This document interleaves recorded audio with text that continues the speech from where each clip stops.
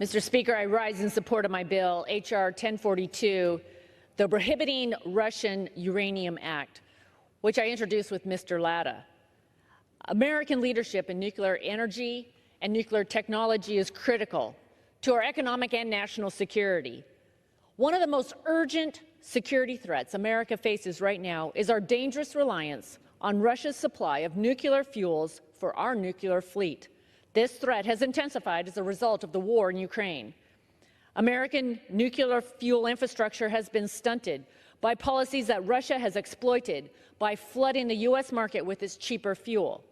Today, that accounts for more than 20% of our nuclear fuels for American reactors. Last year alone, our industry paid over $800 million to Russia's state-owned nuclear energy corporation, Rosatom, and its fuel subsidiaries. That number could be even higher this year, and these resources are no doubt going towards funding Putin's war efforts in Ukraine. Further, we've seen how Putin has weaponized Europe's reliance on Russian natural gas.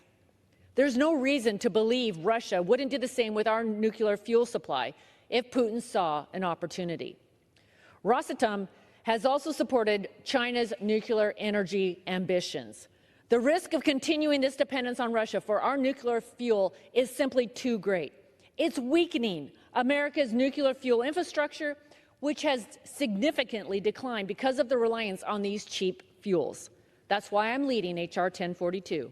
Our bill bans fuel imports from Russia and sends a strong signal to the market that will help ensure America's nuclear leadership and fuel infrastructure. Our legislation also provides waivers to cover any supply gaps leading up to 2028, at which point no more Russian fuel will be allowed to be imported into the U.S. This both protects any short-term needs of the industry and provides the long-term certainty necessary to build out American capacity, as well as European capacity that serves our markets. H.R. 1042 has bipartisan support from the Energy and Commerce Committee. It also has the support from the nuclear industry, the nuclear fuels industry, and policy advocates. Additionally, the Biden administration has also said that a ban on Russian fuels is necessary to advance our domestic fuel build-out, including the fuels for advanced reactors. Across Europe, utility providers are starting to transition away from Russian fuels, announce new capacity, and invest in plant projects. We're seeing important fuel processing returning online in the United States. For example, the uranium conversion facility in Metropolis, Illinois, has restarted operations for the first time in years.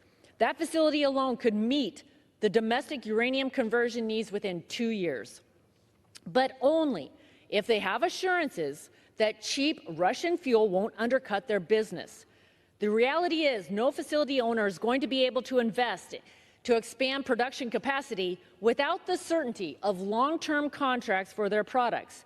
And those long-term contracts from fuel customers, the utility companies, will not be written if there remains uncertainty about Russian fuel continuing to flow into the United States, and the risk that Russia will once again be able to flood the market with cheaper products.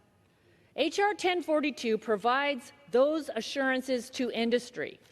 American leadership in nuclear energy and nuclear technology is critical to our economic, energy, and national security, and a strong domestic nuclear fuel system, from mining to enrichment, is vital to our leadership. In the U.S. alone, nuclear energy provides nearly 20% of our electricity generation, all of which is emissions-free. Nuclear plants operate 24 hours a day, 7 days a week, 365 days a year, making them one of the most reliable, zero-carbon, baseload energy resources. H.R. 1042 will protect the short-term needs of the nuclear industry and provides the long-term certainty necessary to encourage investment and secure a durable domestic supply of fuel. I urge my colleagues to support the Prohibiting Russian Uranium Act to restore our industry and take down Russia's nuclear fuel empire. And I reserve. Gentlewoman.